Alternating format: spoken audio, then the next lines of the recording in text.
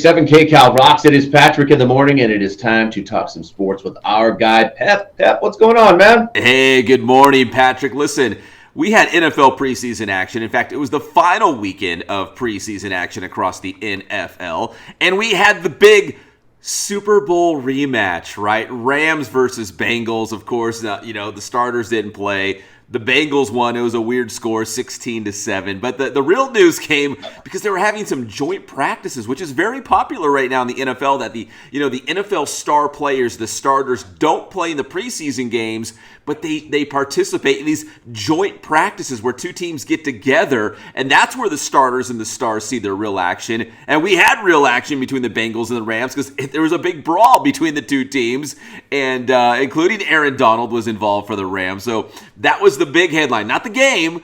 We're talking about practice. We're talking about practice between the Rams and Bengals. Practice fights are not foreign, but it's like there's more and more coverage now, and then you see Aaron Donald swinging two helmets, Myles Garrett style, and it frightened people because he's already lethal just when he is. Then he has a weapon, and he can. I mean, look out. I mean, but these joint practices, it makes me wonder about how far they should let these things go because, I mean, we put the two Super Bowl teams back together. What could go wrong? You know what I mean? I know, right? It's hot. These guys are, fighting for jobs. It's a rematch of the Super Bowl. You're right. It's like, what could go wrong here? Aaron Donald essentially stole the Super Bowl from a lot of Bengals fans, they feel, because they feel Joe Burrow was about to uncork the Hail Mary bomb to Jamar Chase. But before he could do that, Aaron Donald ended it. Of course, right? Yeah, so I'm right with you. These joint practices, I think maybe they do make your team better because you get to have your starters play in a controlled environment as opposed to a preseason game. But yeah, like when you put the Bengals and Rams together based on their history, it's hot. I just feel like, it's a recipe for disaster. I don't like it either because then you have Adam Schefter saying assault, and then it kind of turns into a different thing, and it starts turning into a big legal thing. And I feel like maybe that shouldn't really be put on there. No, listen, man, I've seen enough football practices. This stuff happens all the time. Like, it's not like, oh my gosh, I can't believe this happened. No, this happens a lot, man. These are grown men making millions of dollars. Jobs are on the line. The season's right around the corner. They're going up against somebody other than their own colors, right? Outside their own helmet. So stuff like this is bound to happen. So yeah, I wouldn't put like a huge emphasis like I can't believe this happened because it does happen. It's just as long as nobody gets hurt, that's the big thing, right? You want to come out of the preseason, unhurt. You want to be healthy. You don't want to have anybody fined, anything like that. So. Anyways. Someone does get hurt, then it'll become a big deal. Then it's news. Then it's big news, man. You're right. Yeah. Hey, let's talk preseason action, the actual games, and we saw our first look at Tom Brady. They lost to the Buccaneers lost to the Colts. Not a big deal. Final score 27-10. But the rumor is we're still trying to figure out what Tom Brady was doing. He gave an explanation where he basically said nothing. Just he's a 45-year-old grown man, and he's got grown man crap to deal with, right? Like we all do. But the speculation is he was maybe on just vacation with his family in the Bahamas. Maybe he booked it when he retired for, a couple days. I think that's it. I think he just took a little time with the family before it starts again. He's starting. And people are like, oh my God, this is a different Tom Brady. It is. It is a different Tom Brady. Yeah, you know what? He's still winning. Listen, yeah, he's played a couple seasons. He's won a couple Super Bowls. He's done this before. I think for him it's like riding a bike. He skipped out on 11 days. I don't think it's a big deal. He actually looked pretty sharp in his limited action against the Colts. So not a big thing, but I think we're all curious. Where was he? What was he doing? Those 11 days, what was Tom Brady up to? The older these guys get, the more and more they hate camp and will do anything to skip out on camp. It's just all the Tom Brady haters are getting a chance to say, ooh, this is an unfocused Brady. Yeah, totally. I'm right with you right there. He'll be fine. The Buccaneers will be fine. He's fine. Everything's good. Hey, if you want to crown them, crown them. The Baltimore Ravens just simply cannot lose in the preseason. I have to bring them up because it's such a weird stat. So the Ravens beat the Commanders. Final score in that one was 17-15. Weird score there. But Baltimore is now 23-0 in the preseason. They've won 23 consecutive preseason games. Something about Baltimore in the preseason, they just get it done. Does it mean anything? You know what I mean? Does it mean that, say, Harbaugh is not taking as many chances play calling wise, not physically wise? Because I feel like sometimes, for instance, Tom Brady's game. Yeah, they lost the game, but I think Tom's just looking at, let's work on this this game. You know what I mean? Yeah. Like you can kind of throw away the game a little bit. I mean, they're really out there to win, and I love competing, but is that really letting the offense bloom, if you will?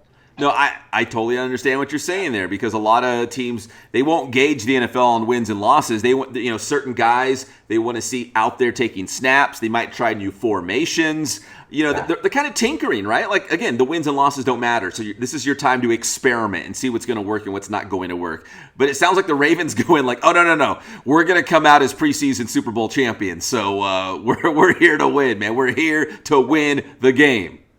I like that. Hey, and speaking of you're here to win the game, the old silver and black, the Raiders, man, they beat the Patriots 23-6. So now the Raiders are 4-0 in the preseason. So if you want to have like a mythical Super Bowl championship, even though they're in the same conference in the AFC, but Baltimore and the Raiders, man, both cleaning up in the preseason. Yeah, maybe they'll meet each other in that AFC Championship game. Who knows? You never know. On the flip side, the Chargers were 0-3. They lost every single preseason game, including this game against the Saints this weekend. So again, if you're a Chargers fan, you're probably like, the preseason doesn't matter. If you're a Raiders fan this morning, you're thinking, it all matters. The preseason totally matters. The Raiders are going to have a big season. A win is a win. A win is a win is a win. Hey, one other quick NFL note, Patrick. This is really cool. The California School for the Deaf, Riverside, made some big news last season, making it to a CIF championship game. They got national spotlight on ESPN. They were at the Super Bowl in Los Angeles. Well, their game this last week, NFL Hall of Famer Kurt Warner was there, and through an American Sign Language interpreter, he gave the guys a big talk. So that's kind of cool, man. They're still, they're gonna have a really great season. They got a great team, but Kurt Warner coming out to talk to the CSDR Cubs. What a run they've been on, man. I remember seeing them at the Super Bowl, and out at the 50-yard line, I was like, yeah, that's our people. That was really cool. That's our guys. Yeah. That was really cool. Cool to see. Also cool to see as we go from football to golf. It was the Tour Championship. And Rory McIlroy, very outspoken against that new Live Golf Tour, right? Because a lot of guys leaving the PGA Tour to go chase money. Well, Rory McIlroy didn't have to leave to go to the Live Golf Tour to make some serious money. Rory McIlroy won the Tour Championship in dramatic fashion on Sunday. And Patrick, he's going to walk away with $18 million for winning that. Right, and I know we've been hearing massive numbers from the Live Golf Tournament, but for the PGA Tour, that is a massive payday, and it was some competitive golf. It was, as he put it, the best golfers in the world on the course together with a lot of money on the line, and again, set up for a dramatic Sunday as he was able to come back. But yeah, that's not your normal purse on the PGA Tour. So for Rory to stick it out, stay on the PGA Tour, and then cash in with that huge payday, that must feel pretty good if you're Rory McIlroy. Sticking with the tour, man. I love it. And finally, Patrick, we love baseball. We talk a lot of Dodgers, a lot of Angels on here, but today we want to salute the Hawaii Little League baseball team. Hawaii crushed Curacao yesterday to win the Little League World Series championship. In fact, they're saying this might be one of the best Little League World Series teams of all time. They were simply dominant. I know a lot of folks here in the IE had a chance to see this Hawaii team because they played their regional right here in San Bernardino, so they had to win in San Bernardino. They punched their ticket to Williamsport to the World Series, and then they just ran through everybody to win the title. I mean, it's like you said, talk about being dominant. They outscored their opponents 60-5. You know what I mean? I mean, that is just insane. A lot of mercy rule. I always wondered, hey, is the mercy rule still around? We found out it is. It is. It is. That's how they beat Curacao. Patrick, I know you got boys. They play ball. This is a Hawaii team that, at this age, usually they're pretty close, and you're waiting for the other team to kind of maybe make an error or miscue, and you capitalize. Right. Dude, this Hawaii team look like a bunch of pros out there. They are that good. And congratulations to that team in Hawaii. And I promised my son I would mention this because he's a big Julio Rodriguez fan before we get out here. He signed a huge deal, possibly 14-year deal that could be up to $450 million. The Seattle Mariners lock up the kid. And being a Seattle person, I am shocked that the organization is thinking this far ahead and just like going, you know what? Let's just lock him down before this becomes a problem and a big deal. The distraction's over. And the kid out of nowhere, you know what I mean? The Dominican Republic, here he is, man. You stole my words. I was going to say, Patrick, I was surprised that the Seattle Mariners broke the bank for this guy. But he is good. Like, he's young, but he's really good. And hopefully it'll pay off for Seattle so they can be competitive in the AL West for a long time.